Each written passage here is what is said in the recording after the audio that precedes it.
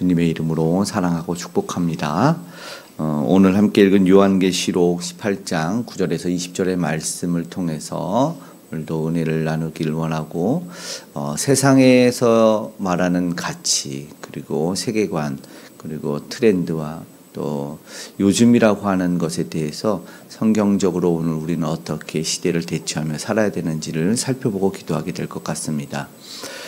반복되는 이야기가 본문에 나옵니다. 큰 성, 그것이 이제 바벨론을 상징하는데 멸망하였다라는 것입니다. 어제 말씀에 이어서 한 시간에, 하루 동안에, 오늘은 한 시간에, 그리고 순식간에 다른 데는 망했다, 멸망하였다, 그리고 무너졌다 이렇게 표현을 하는데 오늘 말씀에는 그렇게 이야기를 합니다. 우리가 어떤 가치관 속에서 그러니까 그리스도 없는 세상은 어떤 곳인가를 살펴보게 됩니다. 하늘의 심판이고 말세 때에는 세상에 자기가 왕이라고 하고 또 그리스도가 없이 그곳을 왕의 자리를 찬탈해서 통치의 영권을 누리려고 했던 권세는 무너지게 될 것이다라는 것을 보게 됩니다. 본문에는 큰 성, 경관성, 바벨론 성이라고 이야기합니다. 9절에는 읽은 처음에는 그것이 이렇게 연기를 보고 슬피 울며 가슴을 친다. 그러니까는 큰 성이 무너지는 그 몰락을 보면서 슬퍼하는 이들이 있는데 그것이 세상이죠. 근데 앞에서 보았듯이 음료라고도 표현하고 바벨론, 세상 문화, 그러니까는 부의 논리, 세상의 그런 사치와 향락 문화, 거기에 지배를 받는 이들, 그리고 따라가는 짐승들의 심판도 그리고 있는 것이죠. 하나님 없는 곳에서 좋아하는 것들은 분명히 있죠. 세상적인 땅을 지배할 수 있을 거라고 말했던 모든 것들, 그래서 그것이 무너지는 것, 세상 권력, 그리고 살펴봤던 큰 성은 이제 영향력을 끼치는 어떤 선진국처럼 아니면 권력이 있는 어떤 세력처럼 그렇게 우리는 생각해도 될 것 같은데 그것이 한 시간 만에 내 심판이 이르렀다. 오늘 그렇게 이야기를 하고 있습니다. 반복해서 이야기하죠. 17절에도 이어서 19절에도 한순간에 망했다 표현합니다. 그 경제성이 파괴되고 권력이 파괴되면 아까 말했던 따라다니는 짐승이 있고 그들과 동맹을 했던 이들은 동맹하고 함께 교류하던 이렇게 표현을 하지 않고 음행을 했다라고 표현을 합니다. 그 음료에게 미혹되어서 음행했는데 같이 그러면 자신들의 벌이와 사치 향락이 끊겼기 때문에 같이 슬퍼하는 것이죠. 세상은 부와 그 논리를 따라가지 않습니까? 사도행전에 보면 전도할 때 사도 바울이 매를 맞고 감옥에 갇힐 때가 있어요. 우리가 잘 아는 빌립보 감옥이 사도행전 16장에 나오는데 그때 점치는 여종을 귀신이 들렸었는데 그를 치료해 주니까 그의 주인들이 자기의 벌이가 끊긴 것을 보고 그래서 사도 바울을 때리고 옥에 가두죠. 그냥 무조건 재판 없이 그렇게 해버립니다. 전도할 때 계속해서 그런 일이 일어납니다. 19장에는 에베소에 가서 유명한 큰 신전 아데미 신전을 조각하는 이들이 있어요. 근데 사도 바울과 이 일행들이 전하는 것은 사람이 손으로 만든 것은 신이 아니다라고 전해서 우리의 영업에 방해가 됐고 우리가 큰 이익을 얻었는데 이제 우리가 망하게 됐다라는 표현을 하면서 이제 그들을 때리기 시작합니다. 반드시 부딪힐 수밖에 없어요. 하나님에 대해서 복음에 대해서 전하면 세상과 부딪히는 일들이 생기게 되는 것인데 그렇게 될 때 그들의 나오는 태도는 폭행이었어요. 세상 논리가 그렇지 않습니까? 내가 조금 더 물질을 취하고 내가 조금 더 권세를 갖기 위해서 상대를 비하하고 심지어는 폭행, 심지어는 살인까지 저지르는 게 세상의 가치와 논리라는 것이죠. 그런데 거기가 어떻게 되는지를 분명하게 보여주고 있는 것이죠. 내 이익을 뺏으면 때리고 치는 것이 당연하다고 말하는 세상에 대해서 그들이 무엇 때문이었는지 쭉 보여지는데 오늘 요한계시록 18장 11절에 땅의 상인들이 그를 위하여 울고 자기의 벌이와 큰 성 따라가던 곳이 멸망했으니까 우는 거예요. 그래서 그들의 상품을 사는 자가 없어요. 그러니까 자기들이 만든 것도 사주고 또 사오는 그런 것이 없어지고 12절부터 세상 것을 쭉 열거합니다. 간단하게 열거하면 뭐냐면 보물, 좋은 옷, 우리 쭉 보았을 거예요. 보물, 좋은 옷, 값비싼 장식품, 그리고 사치스러운 물건들, 짐승 탈 것. 그리고 13절에 보면은 독특하게 종들과 사람의 영혼들이야 이렇게 표현합니다. 돈으로 사람을 산 거죠, 영혼을. 그게 가능한가? 왜 여기에 그 물건과 보석, 보물, 옷, 진귀하는 음식들과 같이 넣어놨을까 보면은 이거 사실 우리가 부인할 수 없는 것 같아요. 왜냐하면 그 안에 뭐가 있냐면 탐욕이라는 것이 있습니다. 이생의 자록과 안목의 정욕이라고 하는 성령이 대비되고 그리고 하나님과 반대되는 그 탐욕을 중심으로 한 것 속에는 이 모든 것이 있고 현실의 문화 속에도 은연중에 너는 돈을 위해서 내 영혼을 팔 수 있냐가 들여져 있어요. 그러니까 말들 속에 그런 게 있어요. 영끌족이다.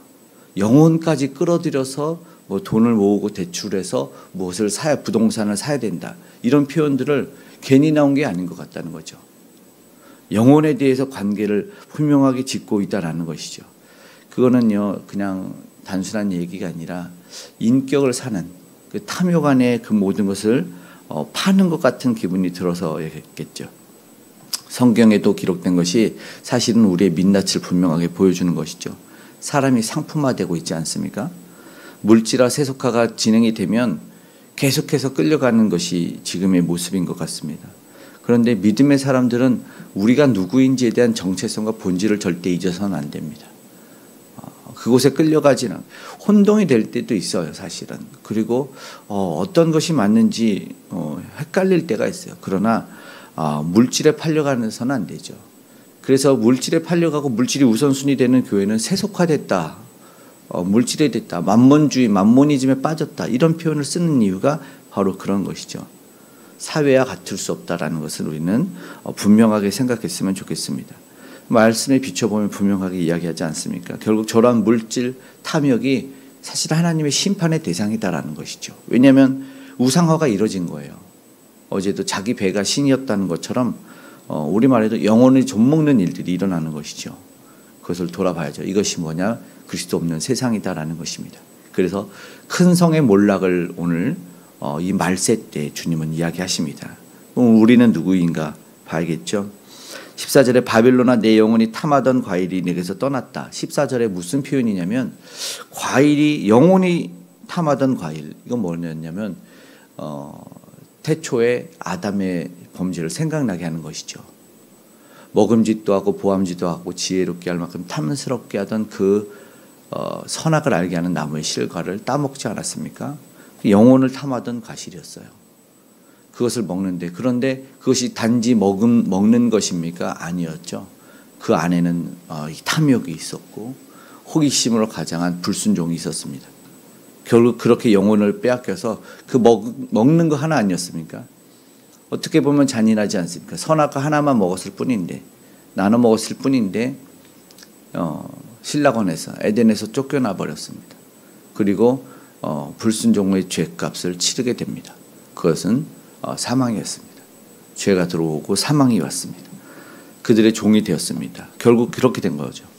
결국 하나님이 여기에 대한 심판이 되죠. 그러니까 다시 한번 에덴의 회복으로 이어져가는 요한계시록을 보게 됩니다.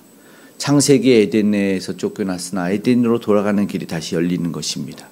다시 오늘도 그 탐욕과 불순종에 숨어있던 것들이 무엇인지를 되돌아봐야 되죠.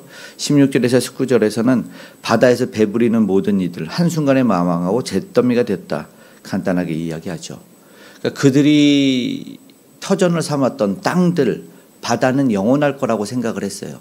바다를 통해서 교류를 하고 무역을 했던 그런 것들, 땅에서 곡물을 얻어서 무역을 했던 이들, 실크로드도 결국 근데 그것이 뭐예요? 망하는 겁니다. 움직이지 않는 나의 재산, 부동산, 건물 있고 땅에 있으면 절대 무너지지 않을 것 같은데 근데 무너지는 일들이 생기더라고요. 왜냐하면 그러면 우리 믿음의 사람들은 부동산이 건물에 있고 땅에 있는 것이 아니라 세상에서 살아가니까 오늘도 같이 말할 수 있지만 정말 무너지지 않는 부동산은 하늘에 있다라는 것이죠. 우리는 하늘에 우리의 재산을 쌓을, 우리 주님이 말씀하지 않습니까? 좀 먹는 것이 아니라 쌓이는 곳, 하늘에 내 보물을 두라. 이렇게 이야기하는 우리 주님의 음성이 들렸어야 되고, 그렇게 이야기하는 땅에 속한 자들이 아니다라는 메시지가 오늘 우리에게 전달이 되는 겁니다. 대조적으로 믿음의 사람들은 어떻게 끝나는지 분명하게 이야기하는데, 그들은 큰 성이 무너져서 무역이 끊기고, 우리가 예를 들어서 주식이 폭락하고, 제 가까운 친구는 작년인가 재작년에 이야기였는데 비트코인이 한번 몰락을 하면서 거의 전 재산을 쏟아 넣었는데 우울증이 오면서 약을 하루에 얼마나 먹으면서 정말 죽을 생각을 했다고 하더라고요. 근데 뭐 단편적인 가까운 이야기지만 주위에 그런 이야기도 들립니다. 주식이 망하고 뭐가 잘못돼서 떨어지고 하면은 그런 일들이 생기고 가정에 파탄이 나고 그런 일들이 실제로 생기는 것이죠. 그런데 대조적으로 그것이 큰 성이 무너질 때 그런 일들이 생기지 않는 게 우리 믿음의 사람들인 거죠. 왜냐하면 세상 따라가지 않고 그 경제성에 우리가 경제 논리와 그 탐욕의 논리와 죄의 논리에 끌려가지 않기 때문에 우리에게는 하나님이 있기 때문에 그렇지 않습니다.